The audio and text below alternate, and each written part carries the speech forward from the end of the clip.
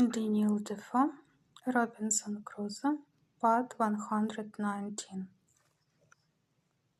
and required me to be pretty much abroad in the fields when going out early in the morning, even before it was throughout daylight. I was surprised with seeing a light of some fire upon the shore, at a distance from me of about 2 miles, toward that part of the island where I had observed some savages had been as before,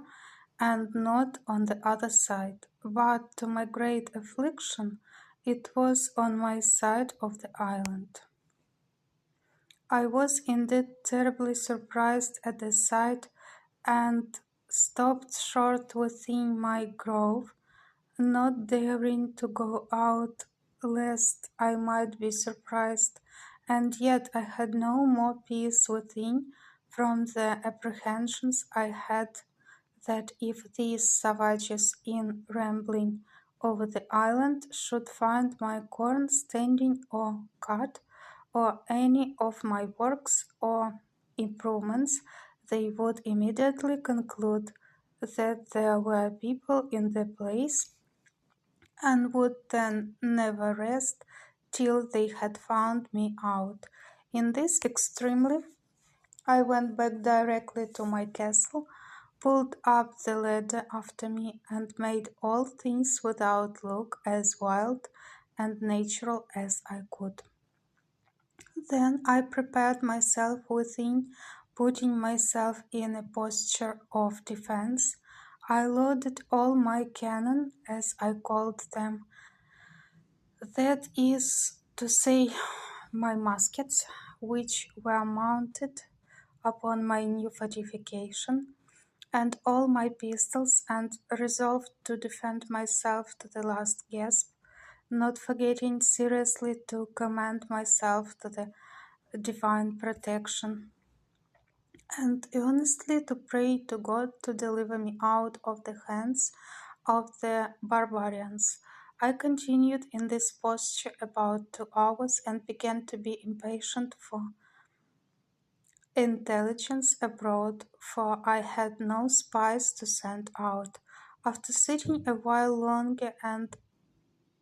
musing what I should do in this case, I was not able to bear sitting in ignorance longer. So, setting up my ladder to the side of the hill, where there was a flat place, as I observed before, and then pulling the ladder after me, I set it up again and mounted the top of the hill, and pulling out my perspective glass, which I had taken on purpose, I laid me down that flat on my belly on the ground, and began to look for the place. I, I presently found there were no less than 9 naked savages sitting round a small fire they had made, not to warm them, for they had no need of that, the weather being extremely hot, but, as I supposed, to dress some of their barbarous diet of human flesh which they had brought with them, whether alive or dead I could not tell. They had 2 canoes with them which they had hauled up upon the shore, and as it was then ebb of tide, they seemed to me to wait for the return of the flood to go away again. It is not easy to imagine what confusion this sight put me into, especially seeing them come on my side of the island and so near to me. But when I considered their coming must be always with the current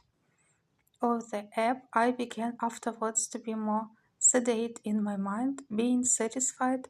that I might go abroad with safety all the time of the blood of tide, if they were not on shore before. And having made this observation, I went abroad about my harvest work with the more composure. As I expected, so it proved, for as soon as the tide made to the westward, I saw them all take boat and draw, or paddle as we call it away. I should have observed that for an hour or more before they went off they were dancing.